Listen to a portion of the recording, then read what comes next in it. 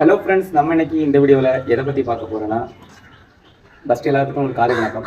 இன்றைக்கி இந்த பதிவில் நம்ம எதை பார்க்க போகிறோன்னா, இப்போ ஒரு ஃபினான்ஸ் பண்ணி ஒரு பைக்கோ அல்லது ஒரு ஃபோனோ இல்லை காரோ ஏதோ நீங்கள் பர்ச்சேஸ் பண்ணுறீங்கன்னா, அந்த ஒரு பைக் ஷோரூமுக்கு தான் நீங்கள் போகிறீங்கன்னு வச்சுக்கலாம்.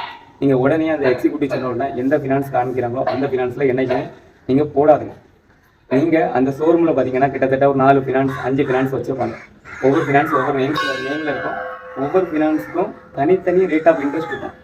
அந்த ரேட் ஆஃப் இன்ட்ரெஸ்ட் பார்த்தீங்கன்னா அவங்க சொல்கிறத விட நீங்கள் 4 ஃபினான்ஸ்லையும் கம்பேர் பண்ணி போட்டிங்கன்னா கிட்டத்தட்ட உங்களுக்கு 5000 ரூபா வரை லாபம் இருக்கும்.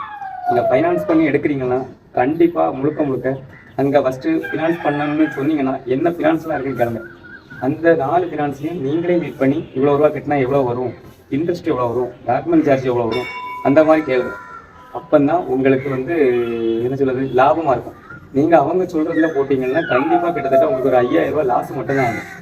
இனிமேலும் பைக் எடுக்கும்போதோ இல்லை மொபைல் எடுக்கும்போதோ இல்லை கார் எடுக்கும்போதோ இல்லை எந்த ஒரு லோன் பண்ணனாலும் கொஞ்சம் விசாரிச்சு போடுங்க. அப்போ தான் உங்களுக்கு அது பயனுள்ளதாக இருக்கும். இந்த தகவல் உங்களுக்கு பிடிச்சிருந்தா மறக்காமல் லைக் பண்ணி எடுத்துட்டு நம்ம சேனலை சப்ஸ்கிரைப் பண்ணிடுங்க. நன்றி.